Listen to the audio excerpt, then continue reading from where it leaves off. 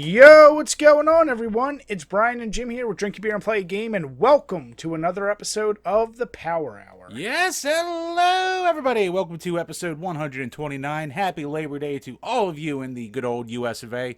And while we're at it, a big thank you and shout out to Pam from DrinkABeerandPlayAGame for coming on last episode. So thank you so much. Always a pleasure to talk to her.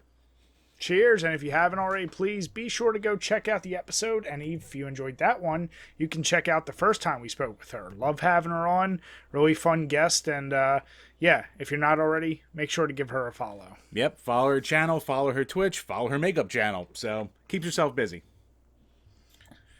All right, Chambers, so we're finally in deep in September. Well, not deep in September. We're in September now. Yeah, it's not deep. It's early.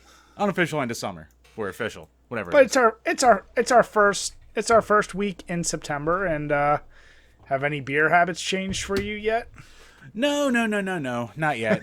Although one of our favorite breweries decided to be a little bit of a spicy bitch this week. I've been drinking. By the way, it's Labor Day. I've been drinking all goddamn day. So, I've been drinking since 2 in the goddamn afternoon. So What are you drinking right now? So, I almost hit this thing over. I'm drinking a big hunkin' can, size of my head, of Asahi, the good old Japanese lager right there. Good old Godzilla. Yep. So they had this big hunkin' motherfucker at Acme, and I went, yeah, this is what I'm doing tonight. So, good old Japanese dry lager for you. that's right. I mean, I have a big goddamn dome, and this thing is about the size of my head. So, what? How big is that? What are they? 25.4 ounces. So basically, a little over a pint and a half. That's a hefty boy. So, yeah, we will get to that very annoying ass tweet. But no, I actually was more referring to the preamble to what is the pumpkin season, and it's right up there as one of my favorites, the Oktoberfest season. So the Marzen style beers. I am starting with the Founders Oktoberfest. This is my first Oktoberfest this season.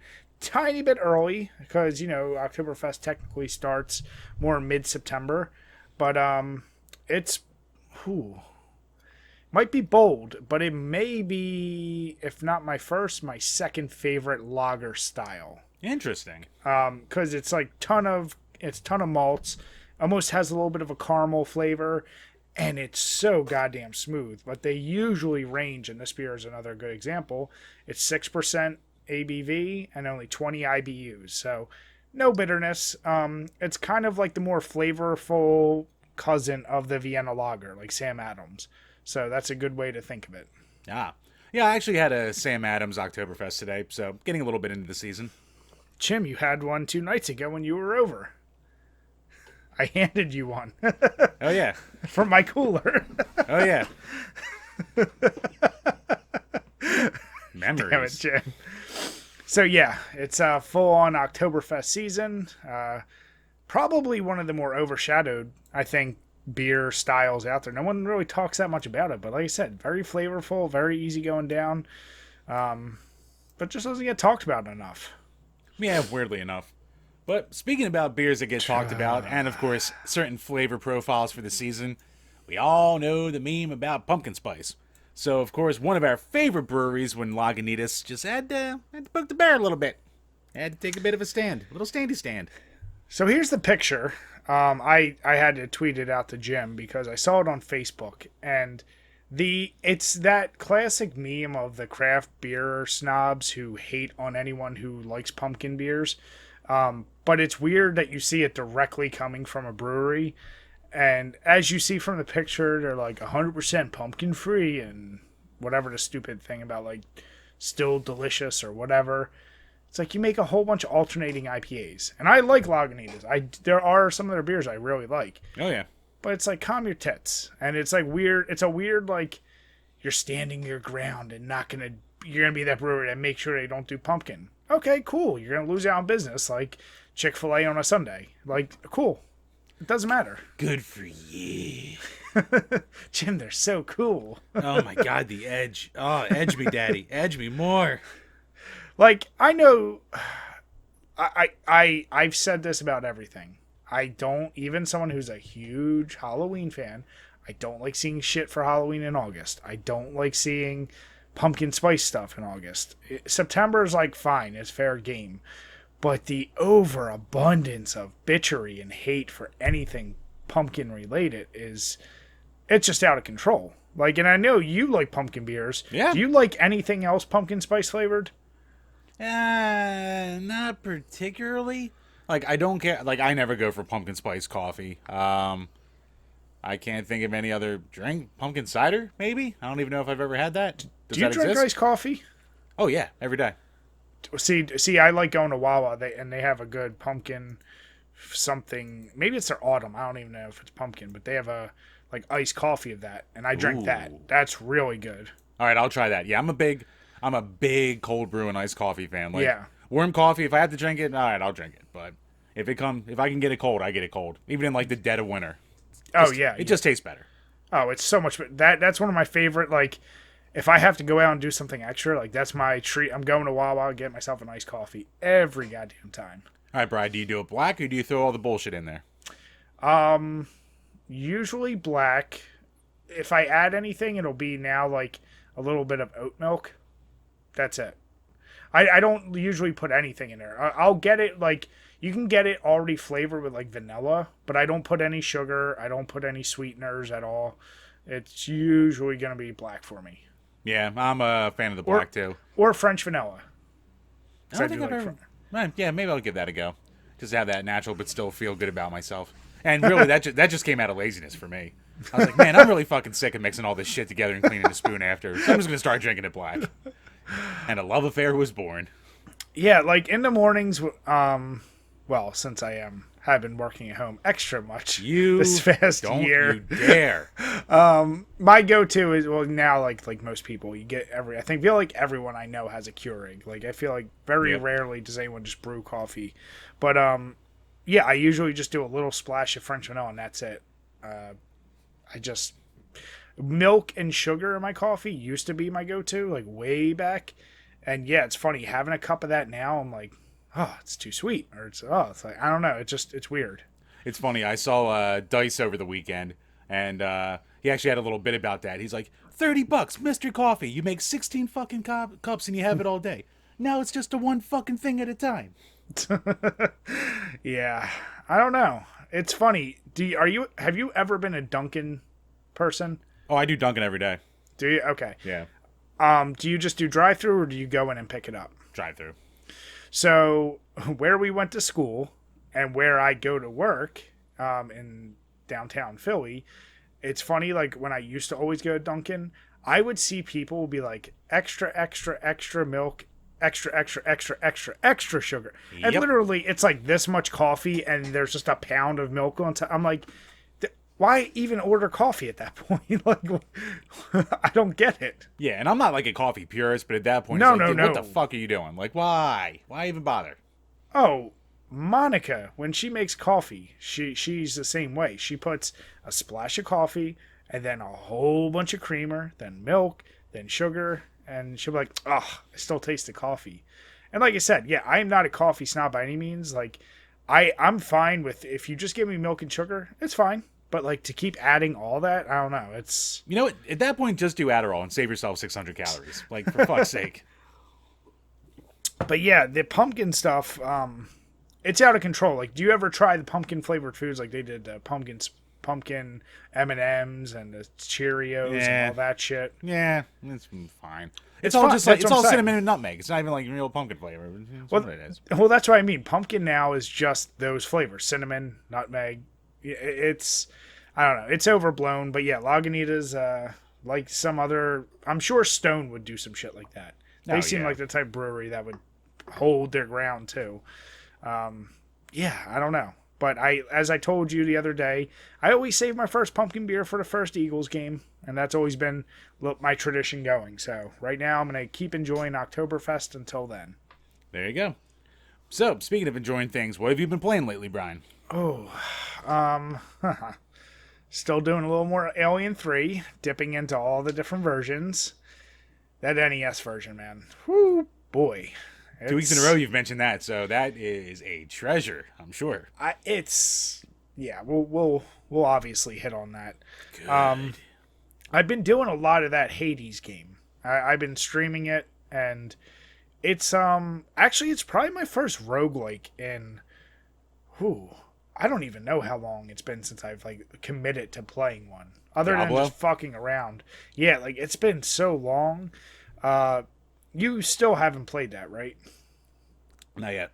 Any interest in playing it after you saw? No, I do really want to play it. It looks awesome. The soundtrack is fucking crazy. Oh yeah. And I mean, it looks great. It looks like a fun time. It's definitely a game I'd enjoy. I just got to get around to it. So you know what is funny? As much as I said I don't like things like Demon Souls and Dark Souls, but I love Bloodborne. It's that same exact level of hard, except nothing feels the same because they keep changing it, and all the NPCs you talk to, they constantly have different I don't even know how much goddamn dialogue they must have recorded, but they literally will, anything you die by, people will make comments on. Even the main character will be like, I'm not going to die by you again 20 tries later. Oh, wow. So there's a lot of weird callbacks, so that doesn't ever make it feel like, oh god, I got to keep doing it. And even when you keep dying and the first mini boss keeps reappearing, at some point it's all of a sudden basically the same, but it's like her sister now. So there's just little subtle touches that make that game really fun and don't feel as oh god, we just have to keep going through the same shit over and over, because it doesn't ever really feel like that. So highly recommend that for anyone who hasn't played it, but that was game of the year last year. So yeah, it was in the running for a lot of the things. So yeah. What about you? What you up to? For the most part, doing some more game capture for my hard collection, but besides that, I haven't done dick for gaming this week. I mean, my band has 2 gigs or 2 shows this week coming up, so it's just been practicing that. A lot of practicing. Yeah. How far did you get in your before we decided to do the Alien? Did you ever beat Alien 3 for Genesis? No. Oh, okay. No, I only picked that up a year ago or so. Oh, okay. And I've played enough where I can talk about it, but I haven't beaten it. I don't have a desire to beat it. Gotcha. Because I mean, I'm sure, as you know, it's just fucking, it's trial and error until you know exactly what to do on every level, and it's annoying. Yeah, exactly. Yeah, where to go, what to do. The timer is the thing that kills me in that game. If there wasn't a timer, I might actually even say it's kind of good. Even by the second level, that timer is really fucking tight. So it's oh, dude, yeah, yeah. So nice. So Chambers, I gotta ask, what oh, god damn it. Sorry. So much for that. I just had a complete brain fart. My bad. So, what are our Patreon questions for this week? We have questions out the fucking ash. So, because the late posting last week and just people showing up like crazy this week. So, cheers. I love it, guys. Thank you so much. Yep. So, patreon.com/DrinkABeerandPlayAGame, where for as little as $2 a month, you can ask a question we'll answer on each and every single one of these Power Hour podcasts. I can say that so fast now, I don't even know if it's intelligent or legible coming out. I just go, money. Jim, you're like Kathy Romano reading the traffic reports. Yeah, kind of. All right, first up from Phony, Montana. What is one AAA game you think is overrated as fuck? Oh, this will be easy for me. Personally, I could never get into Zelda games because I thought the graphics were subpar and I wasn't a fan of RPG types. I tried Ocarina of Time back in the day and got lost and didn't know what to do. All right, Jim, I'm going to task you with not saying your atypical Uncharted. God damn it. Fuck. Now it's hard. Now it's a hard question. AAA that's overrated. I do like his answer to Legend of Zelda. Well, I don't know if we've covered the whole series, but I think the fan base for that is a little much. It's a little too fanatical for its own good. Ooh, AAA that's overrated.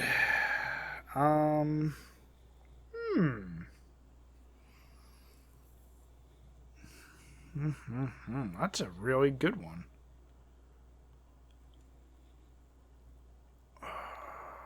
I mean, I got one. I'll just fucking... I mean, obviously I'm not a big RPG guy. I fucking tried. I just can't get into Final Fantasy. I've tried. I've played all the big ones. And I've gotten bored with all of them. I got bored with 6. I got bored with 7. The only one I ever beat was the first one, because that has like the most minimal story of all of them, and it's just a grind fest that I could do on my old little Verizon phone while I was on the toilet breaks at work. So, like, that's pretty much been it. Like, I maybe just JRPGs aren't for me, but like, they're so overblown and like it's just too. It's the end of the world again. Gotta get all the heroes the time together. Blah, blah, blah, blah. It's like enough. Like, yeah, great music, great graphics. Blah. Fine. Don't care. Boring. Okay. I'm gonna. I guess it's a cop out, but this encompasses a lot. I'll just say every game by Rare. I think at this point, like, no game by Rare has really aged well that isn't tied directly to nostalgia. And it was a company that I think, like, people still talk about, like, with such reverence, and then you try to play the games and you're like, huh, yeah, these aren't as fun as I remember. Like you said, except for your memories of it, Rare games just they're not that good anymore from an aging perspective. Yeah, and I mean, unpopular, but I'll still say the first person shooters have aged way better than the collectathons have. Like, I mean, yeah, obviously I spent way too much time playing GoldenEye and Perfect Dark, so like I can still deal with it. But even then, I still think they're still more fun than I can't imagine ever popping in another Banjo or Conker. God knows Donkey Kong 64. So, I mean, and that's not to say I don't think they're fun. There's a big difference there. I just think they're over. Like, even GoldenEye. Like, that was one of the 5 games I had for. If it wasn't a wrestling game, I had GoldenEye, Mario Kart, and like Smash. Like, that was it. And GoldenEye was my always go-to. But even that, like, you go back and play, it's like, oh, it's fun for a couple, and you're like, okay. Oh, yeah. Hugely important, age like milk. Yeah. So, yeah, it's an unpopular opinion, but Rare. Yeah, not that unpopular, actually, these days. You'd be surprised. From Game Whisperer Dean, and these first two were holdovers from last week. So, Dean's last week question. Any new hardware you're looking to pick up that is gaming related? I said, well, I look all the time for a PS5 and Xbox One. Or Xbox One, you know what I mean. Yeah. But, yeah, literally every time I get those, like, alerts, and Walmart or wherever gets them, it's a minute later and they're all wiped. Whether it's bots or just people, I don't know. But I still have had zero luck. I also, admittedly, I'm not like on top of it day in, day out. It's like, oh, I see there's a sale for it. Oh, it's gone. But outside of those two, I said depending on what happens with the Steam Deck, I'd be interested in. Yeah, it'd be interesting. I would like to get just like, I want to get a Saturn, and I want to get a mode. But I want to get a Saturn for cheap, because I don't want to collect for a Saturn. I just want to get that multi-optical disc emulator thing you just plop in there, and I just throw a shitload of ROMs on it so I can finally play Saturn games. Like, I don't need to collect for another console, but like if I would go anything hardware-wise, it would be that. But of course, like everything else, the prices are just astronomical these days, so I'm in no hurry. Jim, I know you like disappointing me, but can you promise me one thing? Go on. You're not going to be one of these a-holes who just buys the OLED switches? Oh, no, I have no interest in the OLED Switch. Okay. I don't want to see you waste money on that. No, I have no reason to get that. It doesn't improve anything over the original. Like, fucking give a shit. Jim, there's a whole library of games that you have no reason to get, but you get all the time. Listen, Bri, I have my reasons. Don't you dare. I have my reasons. You son of a bitch. Gotta fap to something. Damn it. So, for this week's questions, first up from Michael Soto. With Jim being a big Genesis fan, I'm curious to know what his opinions are on the game Flashback. Did you play it? Did you like it? And did you ever get a chance to play the 2013 remake? Never played Flashback, only because I know that it's basically like just like the original Prince of Persia, and I did not have the patience at all for the original Prince of Persia. So I think I'd probably have the same problem with that, or like that's another reason I never tried Blackthorn. I don't think like the more cinematic puzzle platformers are for me. But, I mean, I probably should give it a shot. Like, I got it as part of a bundle, like, years ago for dirt cheap. So, I have it. Maybe one day I'll get around to it whenever I do, like, my full Genesis collection video. Fuck me, though. Oh, I'm dreading that. But, yeah, never got around to that and never played the remake. But I know people love it, especially the Europeans. So, But yeah, I mean, I do remember when I beat what do you call it, Prince of Persia: Sands of Time, and like the big unlock in that was to get the original Prince of Persia. I was like, oh cool, I got this original Prince of Persia, and I started playing. I was like, what the fuck is this? So Yeah, I've never played of or heard of Flashback. When you say it's like Prince of Persia, is it still like same time period or just same mechanics? no, same mechanics. No, it's like Okay. set in the future. It's like kind of cyberpunky. Okay. Future punk. It's like kind of thing. It's like Blade Runner ish, I'd say. So for as far as the setting goes, So it's like Shadowrun. kind of like if you like mix like Shadowrun, Prince of Persia, and Snatcher, and all those universes together and shit like that. So, no, I mean it definitely looks like a cool game. It's just I don't have the patience for those. So. Next up from Game Whisperer Dean, do you think we can have a DBPG listener collection for young Milo to cheer him up and get him a game? Hey, you know what? Milo is the son of a buddy of ours, Longy Long. He's one of the guys working with our buddy Rue for making that gelatinous game, and he came down with COVID. He's like, I saw the post. Yeah. yeah. So yeah, we'll talk after the show and try to think of something together. Get him a little game, hell cheer yeah. me up. Hell So, yeah, yeah. I hope he's I feel like I saw he is better now, so glad to see he's doing better. He's doing better, but hey, you know what? Little man just went through a little bit of a shitty time, so we can give him a pick me up. So yeah, we'll come up with something for that. Next up, from G to the Next Level. Who is your favorite animal helper in a video game? Like Dogmeat in Fallout or Rush in Mega Man? Ooh. Ooh. Ha. That is a damn good question. Man, I'm always a sucker for dogs in video games. I mean, Dogmeat's already a really good answer. Well, that's what I said. I said, shit, like, I want to say dog meat, but I feel like that was the best. And Grant, like you said, for Mega Man, oh, shit. Dog meat was like the first time I felt like you had a legit cool dog as a. Or what the hell was the dog's name from, which Call of Duty was it? Was it Ghost? Call of Duty Ghost? Ghost was the first one with the dog helper. The dog, yeah. Because then, obviously you had the whole pack of dogs, but you could even call that in as a special kill streak. Yeah. But yeah, dog meat, man. Shit, that is such a good answer. I'm really trying to think. I don't want to just give that. I'm trying to think of another one. I'll give you a little time. Actually, even it's funny because I just shit on the series, but from Final Fantasy VII, I always thought Red 13 was so goddamn cool. Like that big, like, almost not Cerberus, but like he was a big red dog monster kind of thing that was like part of your party and shit like that. So he was always a really cool character from whenever I would watch my buddy sit down and play it. And God knows I had to do that a lot because that's all he did for months on end. So, but now Red 13 was a cool character. Dogmeat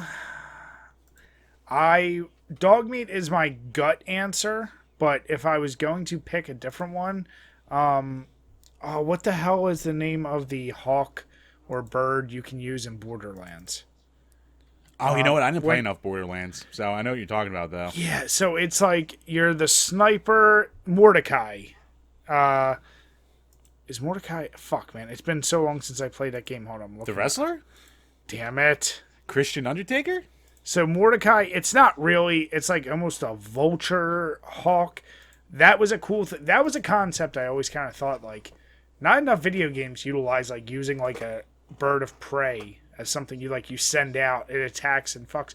Like, actually, it's obviously used a lot in Assassin's Creed, like, with the eagle or all the different birds they use in that. Yeah. But, yeah, dog meat or that. I love the idea of that, and I feel like that's very underutilized. Yeah, I know there's other ones from other games, and I just can't think of it right now, so it's kind of killing me, but yeah, no, it's always a cool mechanic when they pull it off right. Chim, I'm surprised you didn't say Rue from Streets of Rage 3. I do enjoy Rue. Rue is always my, like, first continue use. It would be, like, always by, like, stage 5 or 6, and I'd, like, it was almost like a waste, but, like, I just liked being him, and I just was set in my ways. So Rue would always be my first continue usage. You would say that. I like my Rue. Jim, who wins in a fight? Rue or the... Fuck, what's the kangaroo's name from Tekken?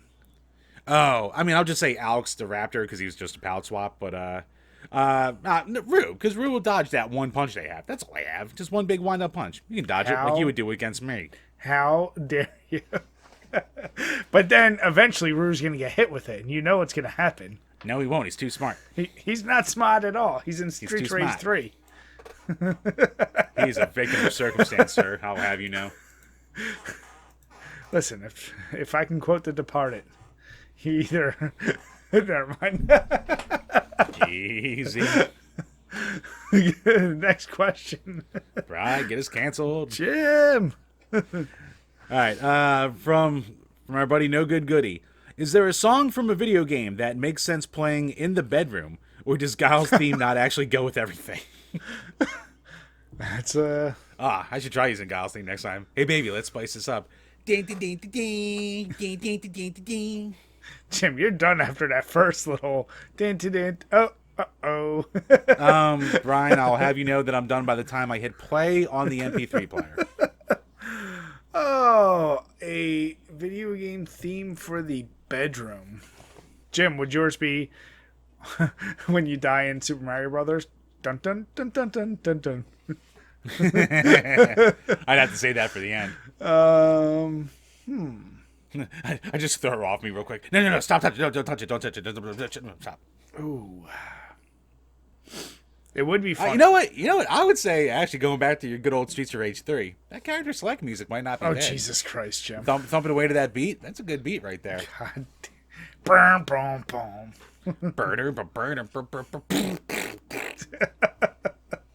That's when you go to Browntown. That's when you have to do that. Oh, Jesus Christ, Jim. Shit, that's a good question. Yeah, if you just go with funny answers, then yeah, go with any hard rock, whatever. Go with any Streets of Rage 2 theme. I feel like all of them. Go with Dreamer or whatever the hell it's called. Oh, you know what? No, yeah. After you're done, you do the good ending from Streets of Rage 2. Do. Oh.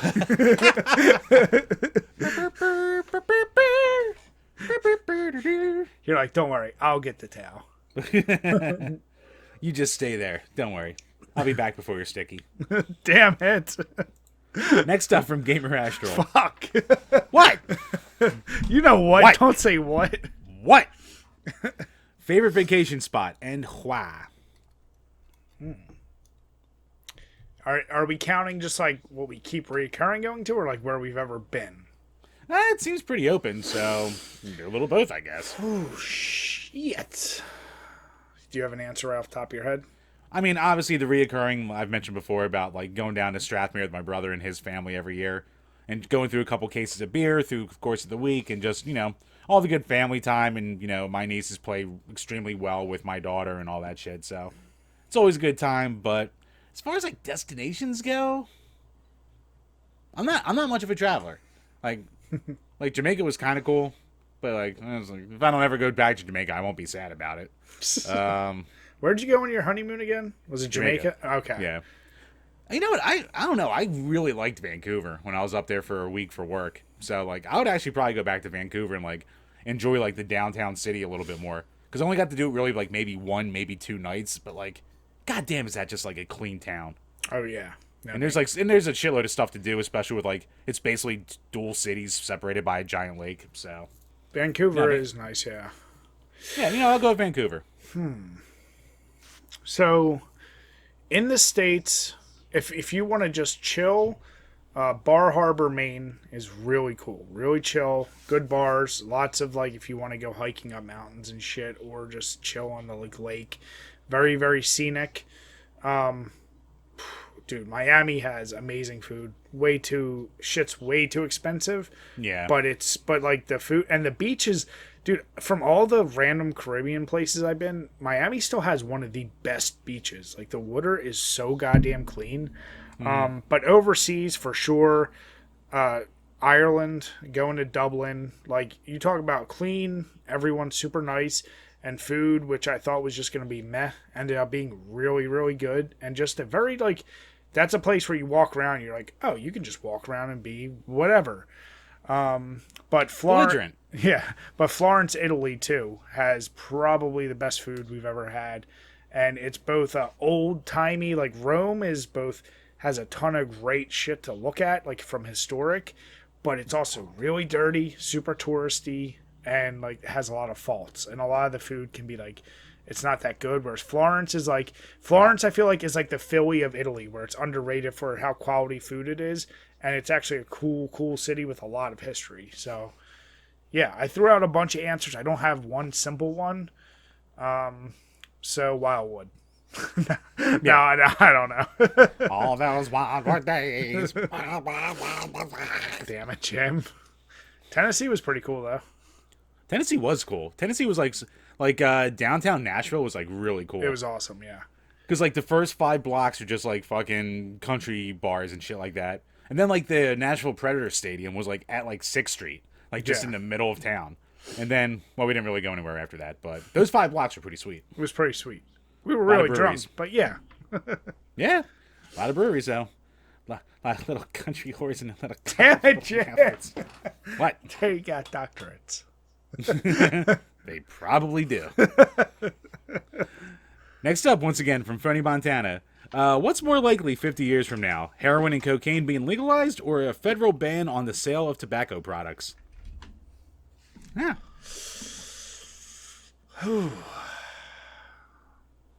I mean, tobacco would make more sense, but it will never go away because I think way too much money in it. So I guess I gotta go with everything being legalized, but just taxed out the arse. Yep. No, I was gonna go with everything being legal. Yeah. Eventually they'll catch up and like dump the stupid fucking war on drugs and just be like, well, just let them have it and tax them.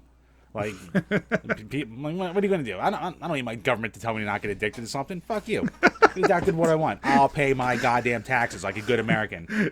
Jim's in a full room of addiction. I pay my taxes to ruin my life with booze. I can do it with goddamn fucking smack. All right. But you can't even do it with American booze. Goddamn commie. Look, Brian, just because I have a Vladimir Putin flag coming in that I can replace over this Keystone Light one doesn't mean anything. Russian music. Russian music. Actually, I gotta. Well, you know what? Let me do this question first because I gotta look for Alex's. But from 5th Gen Mook, and this is actually the which is better for this week. Ooh. So, thank you. You know what? The patrons, if you have which is betters or overrated, underrateds, for the love of God, please throw them our way because we're 130 episodes in and we're running out of fucking ideas. So please help us out with the recurring bits by 100% and yeah, with that of love and thanking. Damn it, Jim. Good words. Yeah, I'm words and all this shit around right now. But from 5th Gen Mook, which is better, sours or ciders?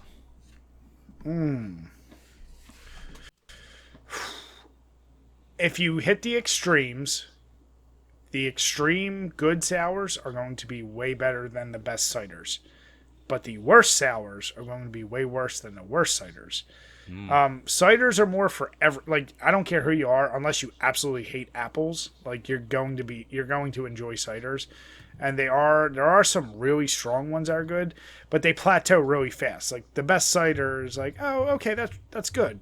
But it's still like there. Whereas there's a lot more craziness that you can do. So I'll probably say sours just because there's so much more. But I will say on average, you'll probably have a better time just trying any random cider than if you try a random sour from somewhere that's like not good. It'll turn you off real quick. So, yeah. Yeah, that's fine. As I've said before, I'm a huge fan of sours, and I'm a little more forgiving on like even the crappy ones. I can just kind of go, it's nothing special. But I don't think I've ever had a sour that I've had it and been really like, oh my god, what the hell is this? So maybe if I have one like that, it'll change my mind. But like every cider to me is just kind of the same. Like whether I get like the more like mass-produced ones or ones that are just made in like a little mom-and-pop brewery or winery and stuff like that. I have them and I enjoy them. Like I love me a good sour, but they're all just kind of the same.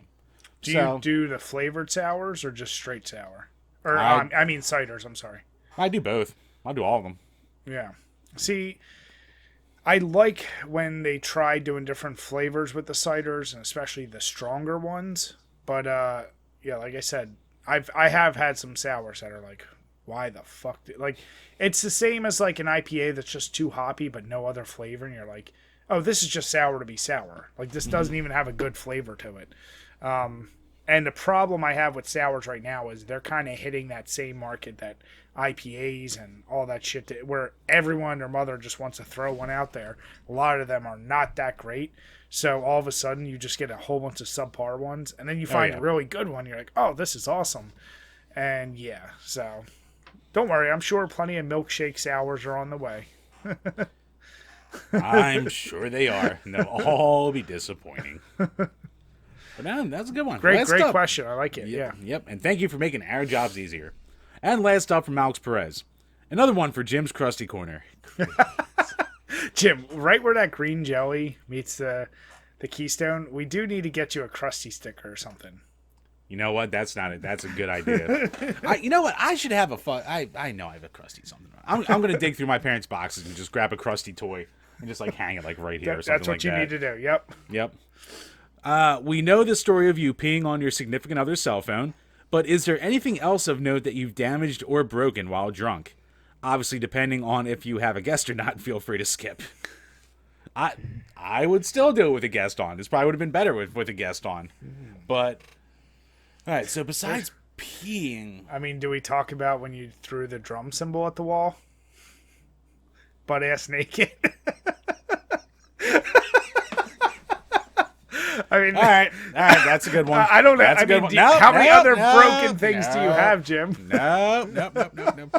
I mean, it's all going to be equally embarrassing. So, I mean, do we talk about that? Do we talk about the time I kicked in the vestibule thing? We'll do the vestibule one because it's short and sweet. So we're all up the mountains one year. These are my friends. So we're all up there, and for some reason, people just decide to start throwing donuts at me. Hey, throw donuts at the fat guy. Funny, haha. So of course I'm drunk at the time, so I decide to mule kick whatever was behind me. So I was like standing by like a credenza or some shit like that. It was a curio, but it was a curio cabinet. Yeah, a wooden one, like all wood. Like luckily not. Like most curios are full pane glasses. This one had like cabinet area underneath, and to say we were at I guess it was an Airbnb before Airbnbs were as popular. So we were. I mean, it was just it was a rental house. It was a rental ski house. Yeah. And yeah, Jim, his reaction for like it made zero sense, which is why it's funnier because like a normal person's reaction if something gets thrown at them is turn around and like what the fuck, or like maybe go with the person who did it. Jim straight up, like he said, he like mule kicked, like someone cheese curled his ass, and he just kicks backwards and just caves in the bottom of this poor, maybe hand carved wooden cabinet. Formerly hand carved. And the panel just pops off, and we're like, oh fuck. So luckily, it was a clean kick. It was a clean break. I mean, that's not really the problem here, Jim. The problem is you throw donuts at a fat guy when he's drunk because you don't throw donuts at a fat guy when he's drunk. That triggers childhood memories. What else do you do when someone like that is drunk? Yeah. Uh-huh, and the best part is Jim always tends to leave out in his victim stories all the bullshit he's been doing all day long before then. What bullshit was I doing? Besides shitting my pants off from being food poisoned by goddamn Vermont pizza. Jim, you always pull bullshit. I didn't pull no bullshit. I was a victim and a half that weekend. Don't you dare. I did nothing. But yeah, so he kicks that in. The panel pops off. We have to like Jimmy rig it back to just like sit there. We're like, please, for the love of God. Luckily, there was like duct tape around and we could like reverse tape it and shit. But the crazy part is that weekend we lost our security deposit because like the guy was pissed off. Whoever, and this is advice for anyone ever renting out their home.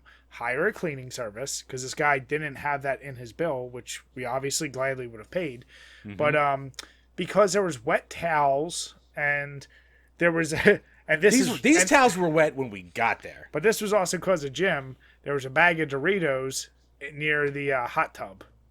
No, I never went to the hot tub because I hate hot tubs. So I was not there, and I was not involved in that. The weekend you threw the cymbal, you dropped a whole thing of bagel bites in a hot tub. Yeah, but you know what? I never liked hot tubs anyway.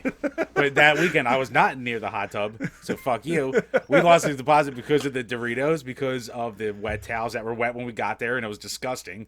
And because of the cookie pans, the cooking trays we had were burnt with food stuck on them. as Oh yeah, because they were cooking like the pans. cookie pans were like dirty. But yeah, so we get an email from this guy about all that stuff. Luckily, no mention of the cabinet, so I can only imagine the Clean day break. he like goes to open So it. fuck himself. There you go. But yeah, Jim's reactions to when Jim gets drunk, and it's a guy thing. You fuck with your friends when they're drunk. I still think one of my favorite is in AC when you got slapped when you were drunk. You went to chase Mello around the room and just gave up and fell asleep midway through the chase. Yeah. I was passed out. Mello came over, smacked me. Like I passed out. I passed out like sitting Indian style, but still like kind of sitting up and just resting like this. Everybody Mello comes over and just bitch slaps the fuck out of me. And I go, like big, fat, drunk, angry guy. I chase him for about 4 steps, and then I go, oh, fuck it. And I sit right back down in the same position and fall asleep. Just in the middle of the floor, just stops. So yeah, Jim's reactions when things happen to him drunk, they don't make any sense. Tired boy's a tired boy. What are you going to do? But yeah, well, we can have plenty. So please keep asking more questions. Please don't. We have plenty. I still want to say that symbol story. So ask next time. I'm sure that'll be in the next one. Jim, stop giving good stories. Stop being dicks. I'll call you. You're no victim, Jim. Don't you dare. I'm a goddamn victim. You had one job. No, that was a different one. And you know what? We still got stories out of that too. That was a different bachelor party. One job. That was a different bachelor party. Oh. And we still came away with stories, God damn it. But thank you, Alex. That is a great question for Jim's Crusty Corner. Sure is. Thank you so much to everyone. But no, seriously, thank you to everyone for the support and for all the questions. You know, you all turned out like crazy this week, so thank you so much. And once again, patreon.com/DrinkABeerandPlayAGame. And also, please, if you're new to the show, head on over to iTunes. Link will be below, or maybe you are listening to this on iTunes. Please hit that, follow us on there and Spotify. Leave a review on iTunes. If you want to leave a 5-star review and bash the shit out of us, we will read whatever you say in there. Signing my life away with that, I guess. But, yeah, if you want to leave a 5-star review, feel free to bash us, and we'll read it on the show. Yeah. So, thank you once again, guys. Truly appreciate it. All right, Chambers, so how did that Asashi treat you? I'm still going through it, but, yeah, it's good. Damn it. I don't really have a lot to say. Like, it tastes like, it is Japanese Budweiser, basically, but, like, shit's good. As long as you say the big 3 American are better. Well, I mean, that's a goddamn obvious, Brian. I was going to say, like, it's got, like, more of a, like, you know, a light version of any of those beers, but, you know, it's not lighter on calories. So, yeah, it's not exactly going to be a go-to going forward, but, yeah, I mean, it's good, so. Jim, there are 2 rules in this podcast. Rule number 1 is don't be a blub. Rule number 2. Too late. Do not mention calories about goddamn beers ever. Right. You son of a bitch. Gotta watch the waist, and I gotta jiggle-fine my titties as much as I can. And how'd you do with that this Labor Day weekend, Jim? Not well. So stop talking about calories in a goddamn Asashi. Starting off the goddamn week already, like 2,000 calories over my goddamn daily limit. Fucking killer. So, finishing off the Founders Oktoberfest. Really good, really smooth. As I go on, it was kind of odd. Like, this gave my mouth more of a dried out, not bitter, but like a dried out sensation, which is weird because it has so much malt like flavor to it. So, kind of odd. Never had that one before. But moving on to another Oktoberfest, I'm going with the Sierra Nevada, which, you know, Sierra Nevada is well known in the craft beer industry. Usually their Celebration IPA is one of the most famous. This one's only 5.5%. So, yeah, it's a bit darker than the Founders was. But I would just suspect very, very similar flavor profiles. So, yep, sounds about right. Yeah, I wish I had more of that Arrogant Bastard that I was drinking earlier. That's always a solid ale. But, yeah, when I'm done the Asashi, I got a good old Yingling Light. So, you're just keeping all kinds of light tonight, Jim. A little bit of a simple bitch. I've been drinking for 4 fucking days straight. Jim, you mean your old muscle memory of the past hasn't caught up to you? It's like riding a bike. Well, Bri, I haven't had the multiple days of drinking in a row morning shit feeling in a long time, and I had that today, and I was like, oh, I remember this. Oh, this is not pleasant. Sometimes you need that reminder, Jim. Where it feels like fire and you haven't eaten anything spicy in 3 days. Yeah, that's a wonderful feeling. Speaking of that, Jim, have you tried the Diablo sauce from Taco Bell yet? Oh yeah, it's delicious. I was gonna say it's not spicy. I mean, nothing really there's that spicy unless No, I know, like but- you drink 10 of it in a row out of the packet. It's another former story. I forgot about that. Oh my god. You're like, Yeah, it's so chunky. That was earlier on in the friendship. Oh god, it is chunky. You're like, why is it so chunky? Yep.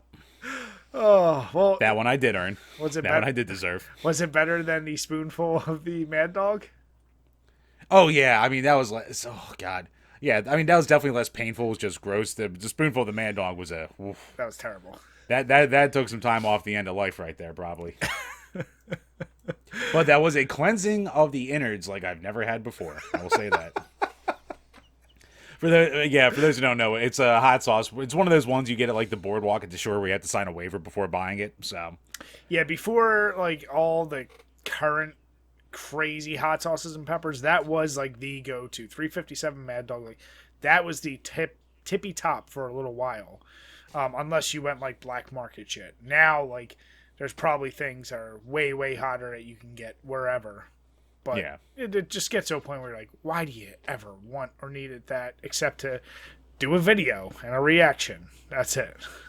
Yeah. Basically.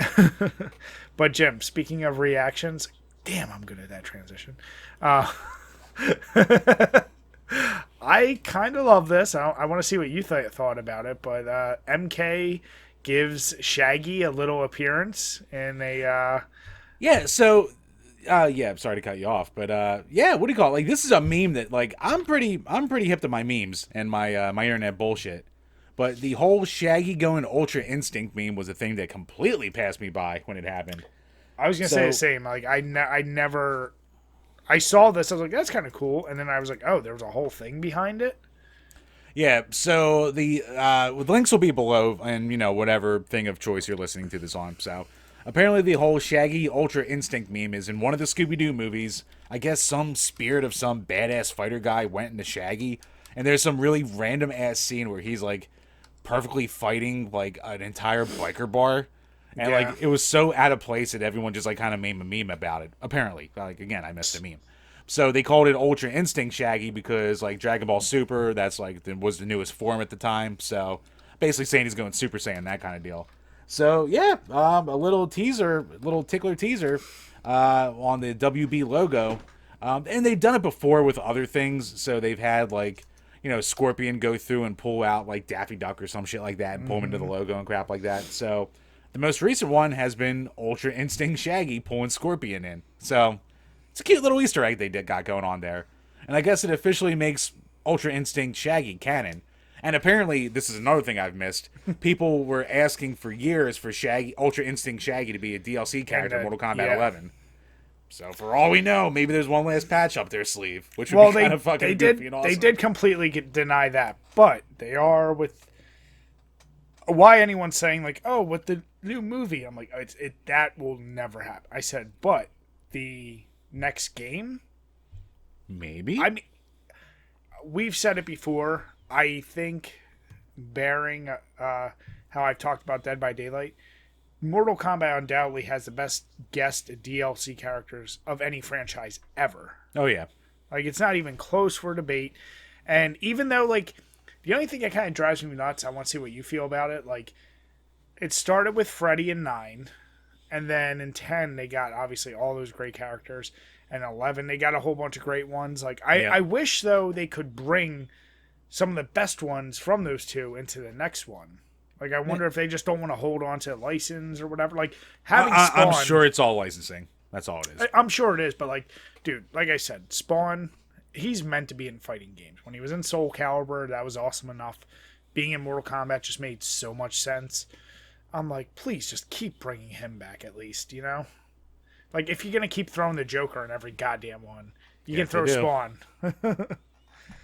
But yeah, no, Shaggy and MK, you know what? Mortal Kombat, they're the franchise to do it. I wouldn't put it past them. Yeah, you know, luckily Mortal Kombat is that series that doesn't take itself seriously enough that like they could throw Ultra Instinct Shaggy in there and everyone would be like, yeah. Yeah. And Or fuck it, I would rather see him in Smash than I would another goddamn fucking sword JRPG guy. Like I don't need another Fire Emblem character. Give me Ultra Instinct Shaggy. Fuck you. Jim, Nintendo doesn't do fan service. When are you gonna learn? I mean, they do fan service. I mean, No, here's their fan service. We're just gonna make another good game. I don't care how you want it. We're just making it. But whatever the people want, we're not giving you that. You either gonna like it or you're not. That's it. That's not fan services like this. I like the argument is, yeah, fuck you. We're gonna give you another good game. Okay. No. meaning like they will never add something cool to a game because fans want it. They'll just add whatever they want. Whether it works out or not is always debatable. But yeah, Nintendo's first party games, I'm never gonna shit on because they're fine. But I'm just saying, like, they don't care about what their fans say. Yep, very true. But yeah, no, I like it. I'm all for it. I don't know what else is WB, but I can't wait to see the next Mortal Kombat game and whatever they're going to throw in there. So yeah, for sure. I think WB owns the Arkham games. I can't think of whatever other franchises they do. they have Yeah. right Well, now. you figure they have all the Injustice, so those games. Well, yeah. Great games too. So yeah, I'm totally down for it. I want to see Polka Dot Man. But Bri, speaking of characters coming to life, Oh God, so some images got dropped, Brian, and they you, fucking did. especially being the Resident Evil fan here, Resident Evil Welcome to Raccoon City, the exclusive first look photos. So this is the article we have linked is from IGN. It's been around everywhere. So, yep, they dropped the looks of the characters. Dude, Right, I thought Leon was a ginger, Brian. I guess there's not enough gingers out there for certain roles. Can't dye some hair. Can't do a little. Can't do a little cutty cuts. I'm gonna put this on the screen. So let's run this through real quick. So first you got Leon. Yeah, why he has black hair, a dirty stash, and I don't even care that the actor himself doesn't look like him. You can do hair and face right. Like I put everything else aside. They could have at least given him the bowl cut. Yeah. Give him the bowl cut. Give him the Leo cut at least. Give him something like that. It has to be more dirty, blonde, brown, and no facial hair. Because especially if this is supposed to be a first one, he's like a fresh rookie. This guy looks like that atypical, stupid stereotype cop character. It's like, I've been on the force too long and I don't care. But like, no. You need to look like a fresh face rookie. That's the fucking point of Leon. Claire, she looks fine. No, she looks like Claire is supposed to be like an 18-year-old, hair in that stupid ponytail, like biker, like college student. This chick looks like someone who's been working at Starbucks and she's 35. Like, what the fuck is going on? Like, what are you doing with your life? And her hair is all like, I'm not, you know me. I am, at the end of the day, I just want it to be good actors. But yeah, come on, man. They're like, well, we gave her the red jacket. Like, come on. There's no effort there. I can't really see, like, Jill does not look like Jill. I don't know who that bitch is. Yeah, Joe does not look like Jill at all. That's like Rebecca Chris looks Chambers fine. Best. Chris looks fine, but even him, he doesn't look like Chris to me at all, except just a short haircut. But I'm fine with that. At least it's like in the realm. I don't know who the other dude is in the picture. I think that's supposed to be Wesker. If it is, that would piss me off too. And then Lisa Trevor, I love that she's in here. I really hope that's not her final look. I mean, they at least have time to refine the graphics, I'm sure. So and the CG, it looks a little goofy. Lisa Trevor, though, I really love. I've said she's one of the best inclusions in a remade game. Like, that made it so much creepier. I slow played it when I tweeted it because I was like, I don't want to be like everyone else, just completely bitching, but it does bug the shit out of me. Like, I've been waiting for a remake of the movie for a while. It's my favorite thing, and now it's like if they did like Streets of Rage and Max was like, you know, Danny DeVito. Like, it just wouldn't be the same. You know, I don't know. I don't like it. Yeah. Yeah, weird that they're fucking giving like an actual character to that Richard guy. Wasn't he Richard Aiken? Wasn't he the one that was eaten by birds? No. That's Forrest. Oh, Strike. that is Forrest. Yeah. Richard Aiken he's the scientist, I believe. Is he? Well, wait, This is where's he gonna got a kill gun me. then? He wasn't on Stars. Was he? Richard Aiken. Fuck. Wait, is Aiken the first one that's killed by the zombie? That remember, like when the zombie first turned his head? Maybe. I can't remember. And then why don't they include a picture of Barry? Barry better be there. Barry better goddamn be. Where's Barry? Where's Wesker? You know, I don't know. And I mean, others have said it too, but like, you know, say what you want about the Paul W.S. Anderson Resident Evil films. At least the characters look like what they were supposed to look like. And at least that first movie, in that very first movie, there was no character that was supposed to be a direct, this is from the game. Like, they pretty much gave you all new. It wasn't until the second one when they're like, here's Jill, here's Clay. Like, they started throwing them in, but... Here's my caps. Yeah. Damn it. But, like, yeah, at least when they threw those people in, and especially even Wesker. Wesker was fucking Wesker. I don't know. I'll hold my opinion until I see a trailer. Then I'll probably get really pissed off. But come on, guys. You got to make some effort. You got to make it look a little bit like the games. That's all. Not asking a lot. Just try a little bit. Try a little bit. Make them a little bit more like that. That's all you gotta do. I mean, I'm sure there's gonna be a scene where like Claire like puts her hair back into ponytail and like, you know, it's gonna be like that. Oh yeah, like they're gonna have that kind of music going on during it. So like whatever, fine. Where's her crossbow? She doesn't use a shotgun. Where's her fucking crossbow? Well, she eventually gets a crossbow, so shit. But that's what I mean. She don't use a shotgun in the games. Bullshit. She can use it. She gets it off the guy, the fucking store owner and shit like that. No, that's the crossbow. She gets crossbow. Leon gets a shotgun. Oh yeah, that's right. Yeah, it's been a while. You're not Aaron Lewis. Stained. It's been a while. I mean,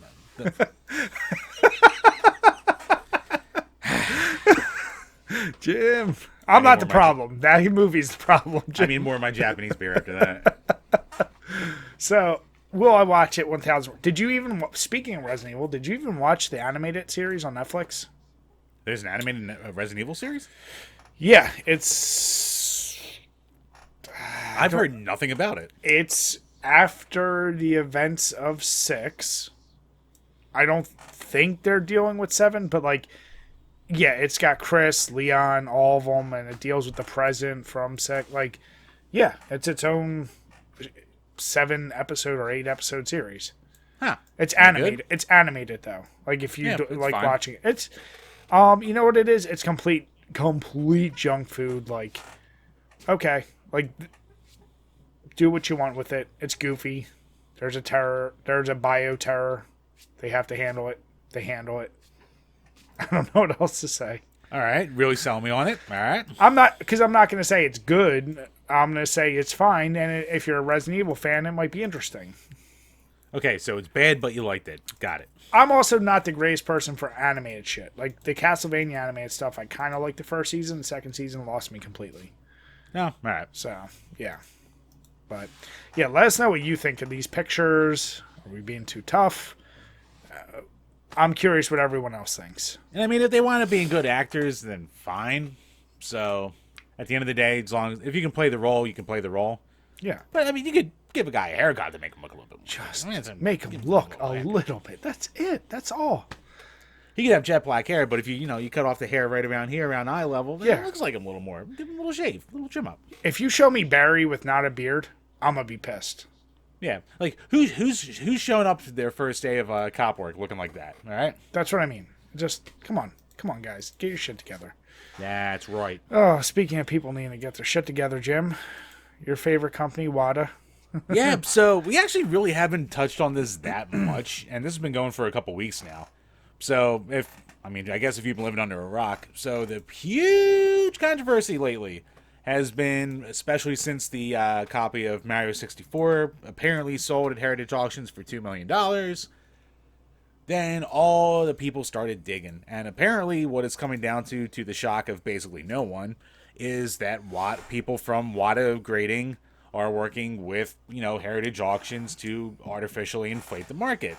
And basically it's been this like ripple effect of everyone basically going, oh my god, the market's done, collecting's done, they've killed it, blah blah blah blah blah. Which I don't really necessarily agree with, because like the whole Wata graded game market's such a niche in itself that like I really don't think it's going to be that it's a big player at all for just like regular collecting. Like people rebuying their childhoods with COVID did that way more than fucking Rada ever did.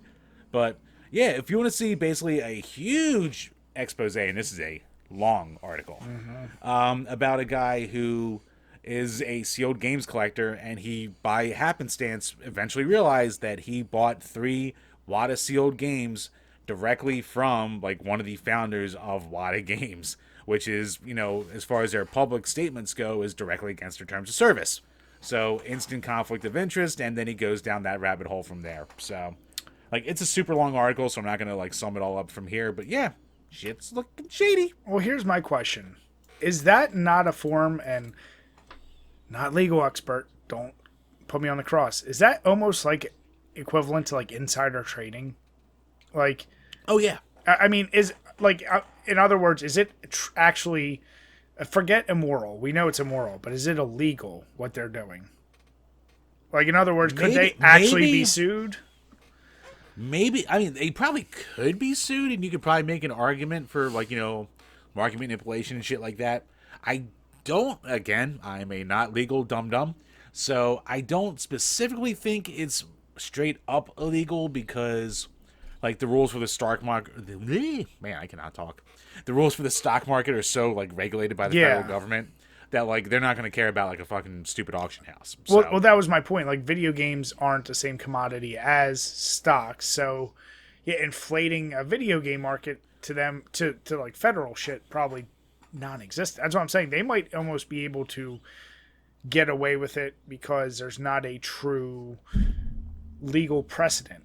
It's now, like, that's not to say someone couldn't sue, and then you go litigation back and forth all the way to the Supreme Court, and then you get actual litigation and maybe, legal precedent. But that's talking 20 years down the goddamn line. But yeah, as it stands on its own, I don't believe it's illegal.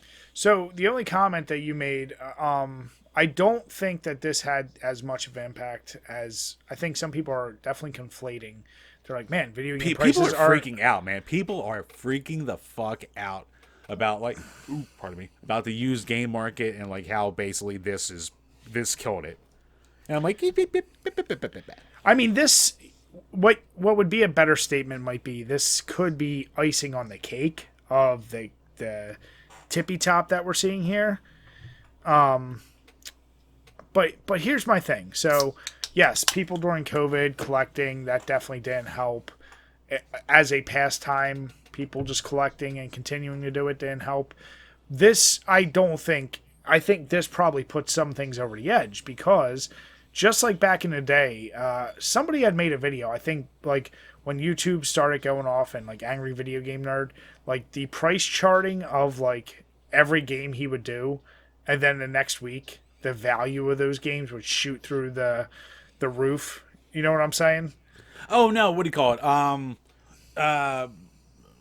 Twitter buddy of the page, Super Nintendo, did a like, it's actually a long running series he does now, but like his first big video that blew up was him looking at games Metal Jesus talked about, and then compared to price charting to before and after it. Yeah. And basically his findings were like, yeah, it does like a little spike for like maybe a month, but like after that it evens out. But I'm saying, I'm going back like AVGN, like, and I know Metal Jesus is huge too, but I'm saying AVGN like really was that first huge game influence for, especially since some of the games he was doing were a little more niche, like nobody was thinking about. And if you look at it, like, that hike was so big. Did it come down a little bit? Yeah, but it never came back down. So the worry, I think, is these hikes that we're seeing, will it come down? A little bit, but it's never going to go back to like whatever, use Super Mario Brothers. It's the most mass-produced game ever. Right. Say whatever the cost of was before was closed in box, $30, $40? Yeah, I guess. Yeah. Maybe with this Wata shit and everything right now, and without looking at numbers, let's say it's 100. I'm saying it probably doesn't come back down to 30. Maybe now it just always stays at 50, 60. It's like one of those things where it comes back down. Are people going to freak out? Of course they are. But just don't engage the market then. Like that's the simple answer. And I know that's probably oversimplified, but like no one needs a collection. Like you want a collection, but like at the end of the day, if it's too expensive, don't feed into it and make it worse. And we kind of see a really shitty thing done with the tweet you have here, and I saw it myself, and I couldn't believe this bullshit. I want to get into this because like I just can't believe how much this like fucking this blew up, and like everyone took. All right, so along the same lines of this was a tweet by a guy named Mad Papraki. So he said a friend got this dead serious message on eBay. The game collecting market is a catastrophe now. So the message goes as such: Hi, I would like to take a moment to see if you would consider raising the price. Now, before you write me off, hear me out. You see, there are very few copies of this game in circulation, and we as owners of the game each individually hold a high percentage share of the market value, given that less than 5,000 copies of the game were actually released to the public. You could even make a comparison to OPEC in this case. We have full control over the supply and demand of the game. Currently, your game is priced a bit lower than the next lowest price on the market for a complete box copy, which hovers around $270. I'm not requiring you to do anything, but I would like you to highly encourage you to increase the price to at least $270. It is my belief that this is the best interest of yourself as well as the few select others of this title. If we can collaborate together, we can drive up the price to a more reasonable value that is more representative of the title's rarity. I hope this message finds you well, and thank you for your time. In due time, we can achieve a profitable outcome. Sincerely, and then it's cut off. So right now, this sits at over 3,600 retweets and nearly 20,000 likes. And about close to 1,200 quote tweets, too. So this blew up. And my first immediate reaction, like a lot of people was drop the name. Who are you protecting? Drop the fucking name. Well, that's always my one issue. When people do this shit, unless there is a legal court proceeding, which precludes you from dropping names, this idea of like, well, I'm not going to drop a name, and I don't know this Matt. Oh, see, here's where it started to get fishy right away. Because he is a freelance writer for the Washington Post, or according to his bio. Yeah. The Washington Post, Variety, Rolling Stone, Forbes, ARS, whatever that is, GameSpot, Polygon, Playboy, Do Blue, Game Collector, Godzilla Nut, Wrestling Fan, Gmail. It's funny when you look him up on Rolling Stone, if you type his name in there, 0 results. So maybe he submitted articles that they never did, or maybe he just comments a lot. Who knows? But yeah, I mean, like, he's got an article on, like, Forbes, like, about that Shark Simulator game that's got, like 20,000 views. So, I mean, I guess he's been around, but and so after the tweet blew up, his first tweet to follow that up with was, the old, oh shit, this exploded. So there's that meme of, oh, this took off, here's my Spotify. Sure. Or shit like that. So this guy went all in. So first was his Patreon, second was his collecting blog, third was his review blog, and fourth was his whole portfolio on WordPress. Which, alright, a little hazy that that's the first thing you do, but fine, hawk your shit. And then subtweeted after that is, for those asking what game, I won't say. Not taking the chance of pulling a friend into this, even by accident.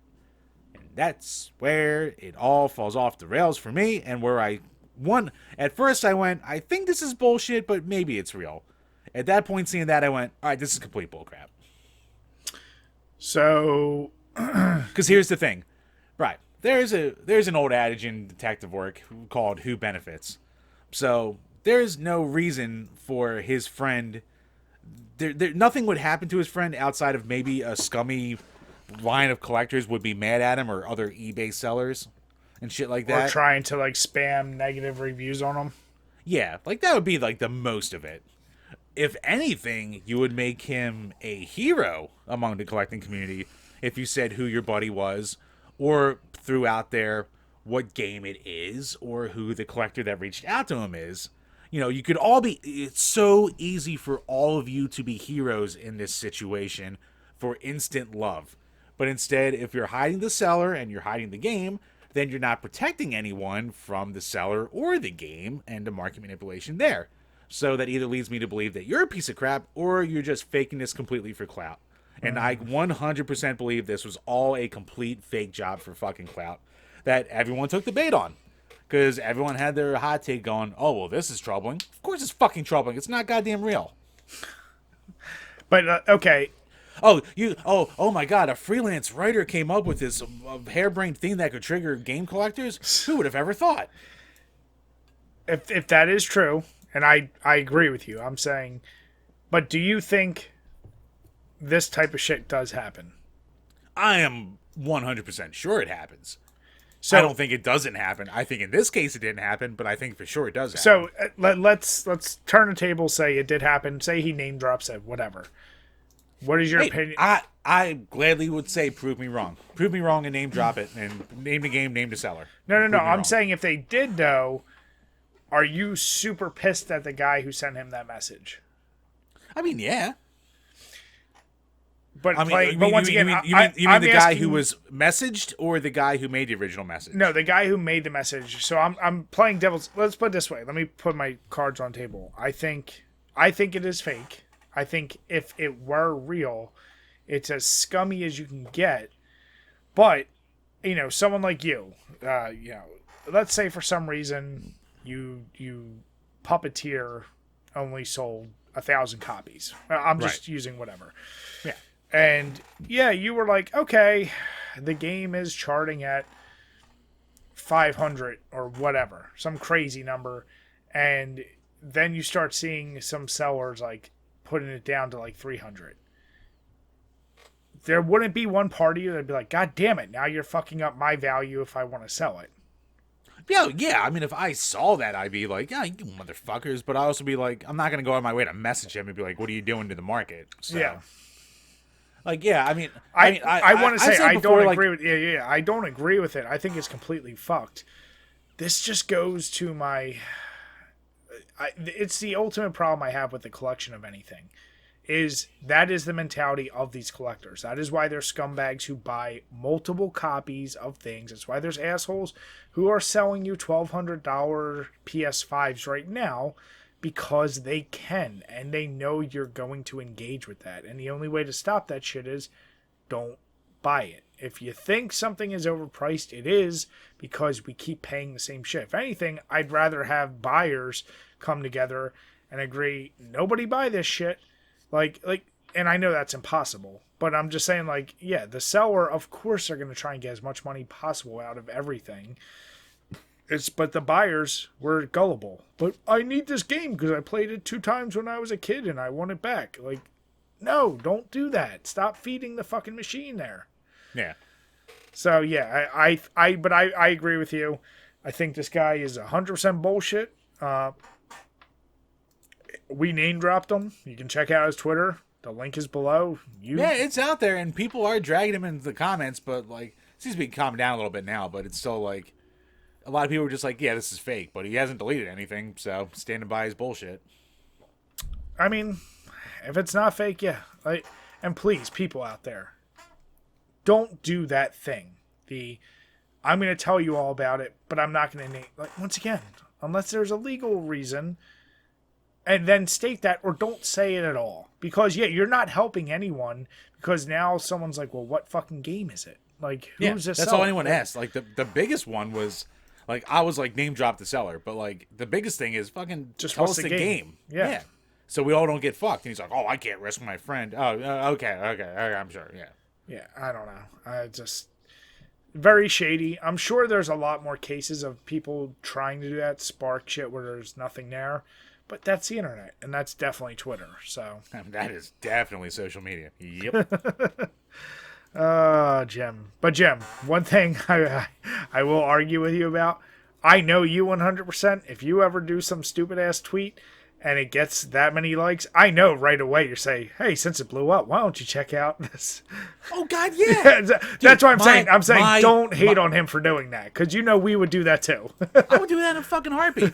And my goddamn dream is, so there's another meme when it comes to viral tweets where eventually it'll be like the 5th one down eventually, but there's always this goddamn handheld vibrator thing That, like, it doesn't matter what the goddamn tweet is. It could be the most innocuous thing. Eventually, it's like, fucking, hey, buy the best vibrator on the market. My dream is to get offered to tweet this goddamn vibrator. I need to have a tweet to do this well. I don't care if you pay me $25 for it. At this point, I just want to do it for the funsies of it. Damn it, Jim. So yeah, let us know what you guys think below. Let us know if you hear of other stories. I'd like to put these people on blast, especially when they're not name dropping and potentially hurting more folks by not revealing anything. So put them up there. Yeah. So yeah, fuck this guy. All right, Chambers. I just hope the guy knows time for his fucking Patreon based on this tweet. For the love of God, please. Based on his Twitter numbers, Jim, I don't think you have to worry about that. Sign up for ours instead. That's right. We'll tell you all about Jim's naked rampages. Oh, I'm sure we're going to hear about that next week. Maybe some will include photos. Get us to a certain Patreon.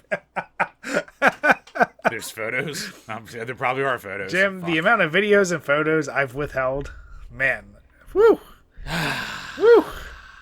Just be lucky I'm nice, is all I'm going to say. That's a relative term. Your wife doesn't help with what she sends on Snap either, is all I'm going to say. Hey. Look, she gets away with it because she touches it, okay? Damn it. I'm a very simple man. Damn I'm it. a very simple man. Make my belly button stink, and then, I can let you get away with a few things. Damn it, Jim. You're only supposed to do that by yourself. Things happen. Things happen. Tears are involved by me at the end. Another day at the office. Son of a bitch, Jim. All right. So, once again, we want to say thank you to 5th Gen Mook for covering our Which is Better. But for our final topic and our reoccurring bit, Overrated, Underrated, it's going to tie in directly to the thing we talked about earlier, but it covers a wider spectrum. Overrated, underrated, seasonal beers. Could be pumpkin beers, the Oktoberfest, the winter beers that are going to be coming up. I thought about it harder, and I'm like, there are summer and spring beers. Like, there are, like, the Irish red ales you're going to get closer to Easter time. There's a lot of the wheat summer beers you're going to see. Yeah. But, in general, do you think they're overrated or underrated? You know what? I think just because of the hatred that goes towards the whole pumpkin meme, I think it gotta go underrated. Because, you know what? It's nice to have something to look forward to. Nice to have a nice little different treat.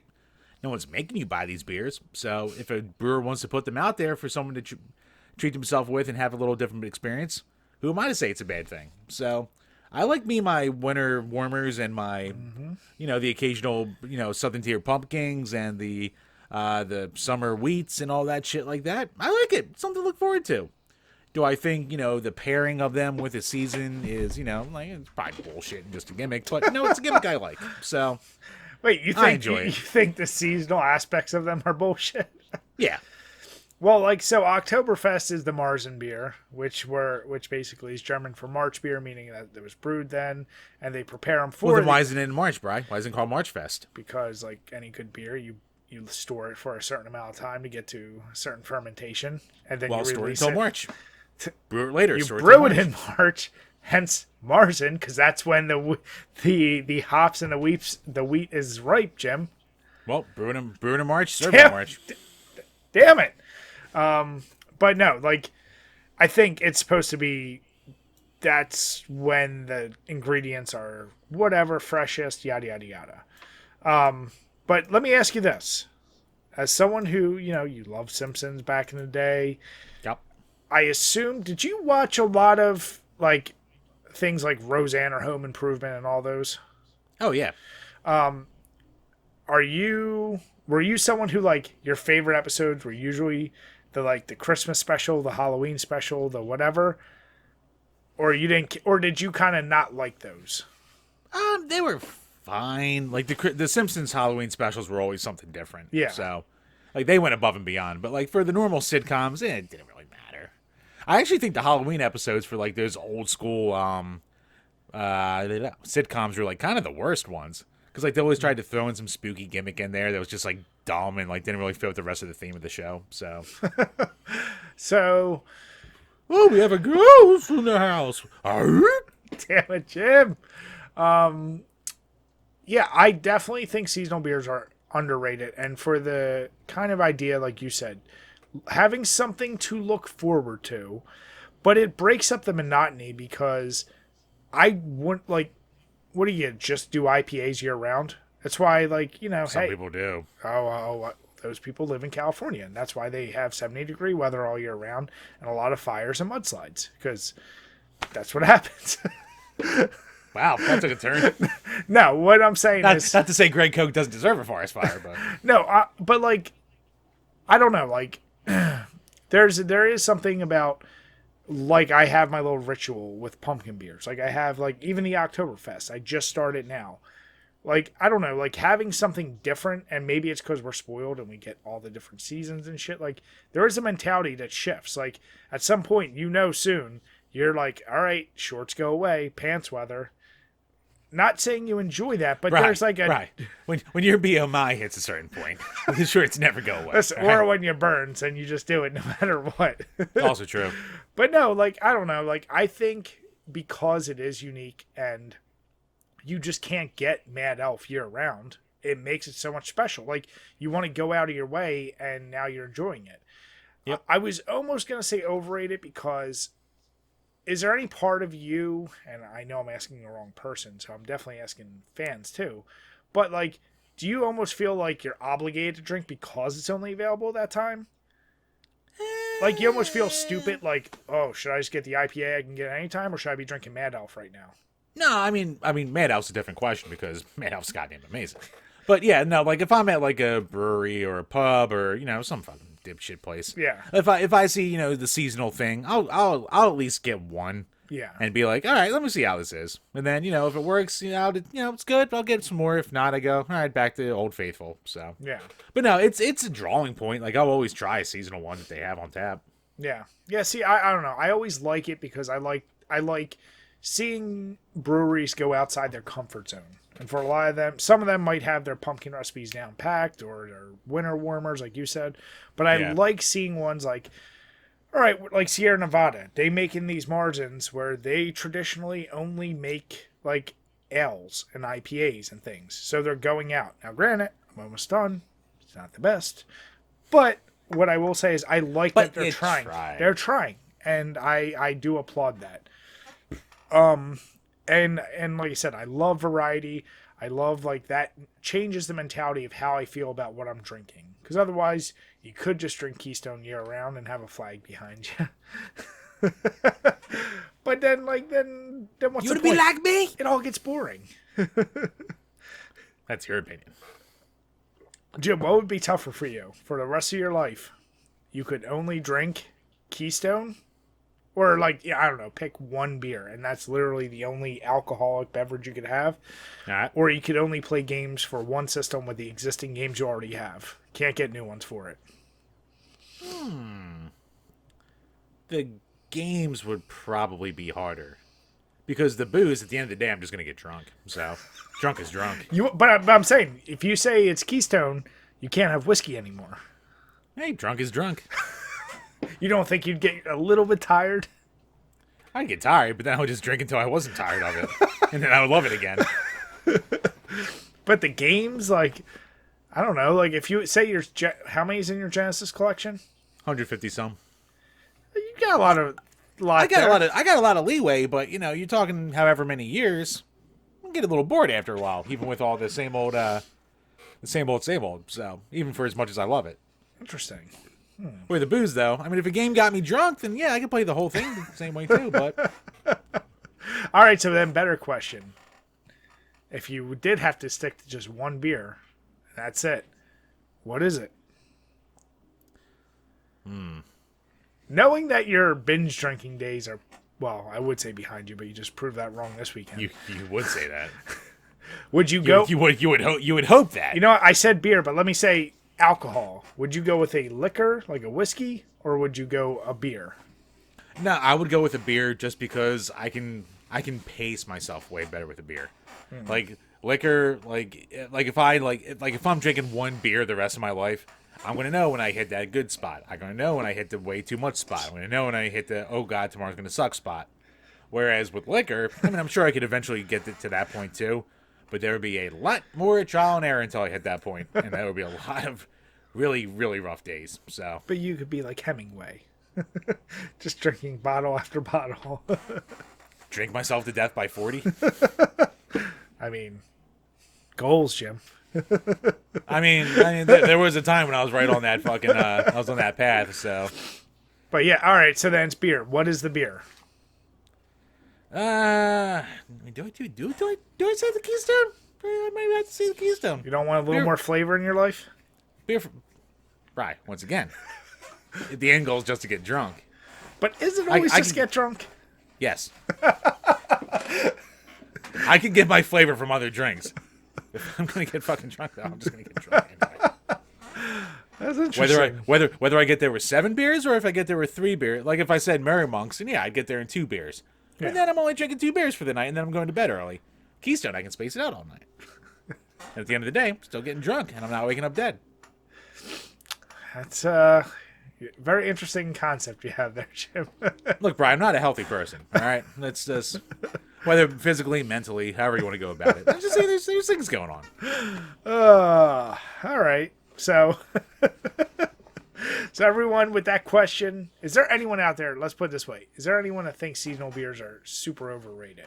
It's probably going to be the same people that hate pumpkin beers or whatever, but would love to hear it. I kept it the Yeah, seasonal. I want to hear an argument that isn't just stupid gimmick. That's all I want to hear. So Let's make it tough. So Jim, how did that beer treat you? The Sashi first, since you finally. I mean, let's put it this way. I'm shocked you bought it. I get the concept, but other than gimmick, or if you're at a Japanese restaurant, would you just buy that again? No. No, I mean, it's a very, very basic beer. It's perfectly fine. But again, it's just like any other, it's almost like a macro beer. So, there's nothing special about it, but I saw a big honking can, and I wanted to do this for the thumbnail picture, so that's why I bought the big honking can. Maybe I'll buy a Foster's next time, and it's just Australian piss water then at that point. Yeah. So, yeah, but no, I mean, it's fine. It's whatever. And I've never really had a Sashi before, so, I'm sure I've had it before, but, it's been a long, long time, so I kind of forgot what it was like. So I saw the big-ass honking can there, and I was like, all right, I can do this for a podcast episode. What I will say is, you know what's an interesting hangover? Getting balls drunk on that, a little sake, and a whole bunch of sushi. Ooh, I'm sure that's interesting. Well, it's interesting because I didn't throw up, which was nice, because that would have probably been an awful throw up. But, I just didn't feel as lousy. Maybe it is just lighter, maybe the fish helped, maybe the rice, I don't know. But either way, I never got that drunk off all that stuff together, so... Weird. Yeah, you know what? I've never had a sake drunk. I've had sake shots here and there, but never enough to be like, that was what I got hammered off of. So that'll be an experiment one day. It'll be interesting. I'm sure. Yeah, the Sierra Nevada Oktoberfest. Something nice. It's the problem is the Founders one had a lot more flavor. Even though it dried me, something like I said, had this weird, dry down my mouth feeling. Yeah. This was too light. They almost, went out of their way to not have as much malt flavor. And the aroma was almost non-existent. So, unless I got a really defective can, which I got at the same time as Founders, yeah, like I said, Sierra Nevada, they are known for ales and IPAs. This might not be their wheelhouse, but, if you're just looking for a really light lager, I guess it's a good choice. That's the nicest I can be for that one. Glowing recommendation. Founders wins. Let's put it that way. Between those two, Founders wins. Makes sense. So, with that, everyone, we do want to say thank you so much. If you're still watching, please make sure you hit that subscribe button below. Give us a like and hit the little bell notification so you actually see when we come up. If you're listening to us on iTunes or Spotify, we ask please subscribe. And definitely leave us a rating. We prefer a 5-star. And as Jim mentioned earlier, we will always respond to you. With that, we want to say have a good night and cheers. Cheers, guys.